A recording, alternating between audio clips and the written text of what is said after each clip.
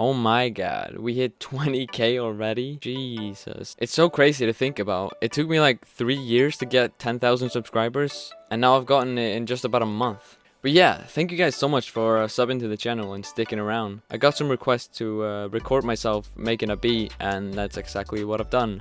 This is not something I'd recommend for like complete beginners, because, you know, obviously I'm not like great at explaining stuff. I just wanted to show you guys how I did it.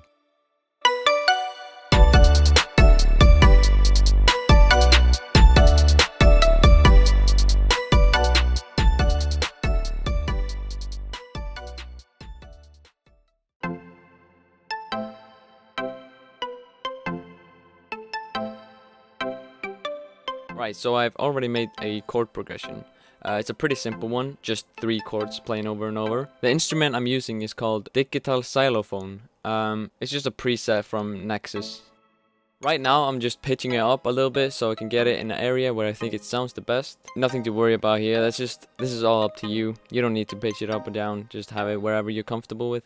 The thing I usually do is just stick with the white notes, just so I can tell like which notes I can use and which I can't. And then later on, when I got a good chord progression, I can just pitch it up and down however I like.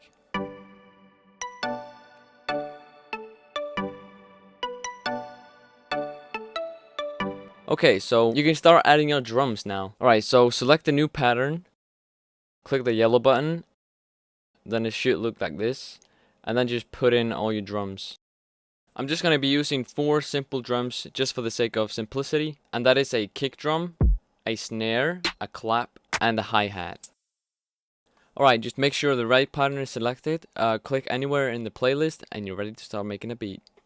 Alright, I'm gonna speed this part up because it's really just straightforward. This drum beat is not what I used in the final song because, I don't know, it was just kind of rushed, but it's just what I'm gonna use for now.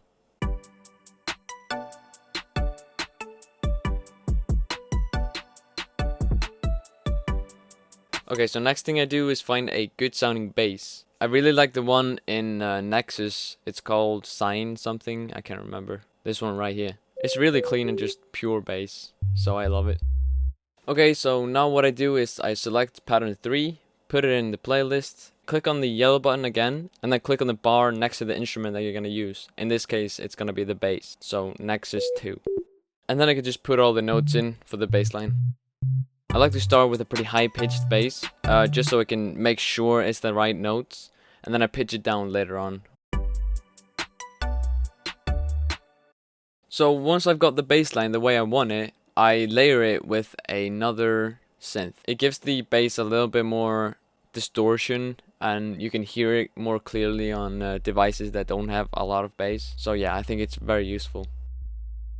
It's really simple to do. Just copy and paste the notes from the original bass to the new one. And I also like to lower the volume of the new bass a lot, just because it doesn't really sound that great when it's high volume.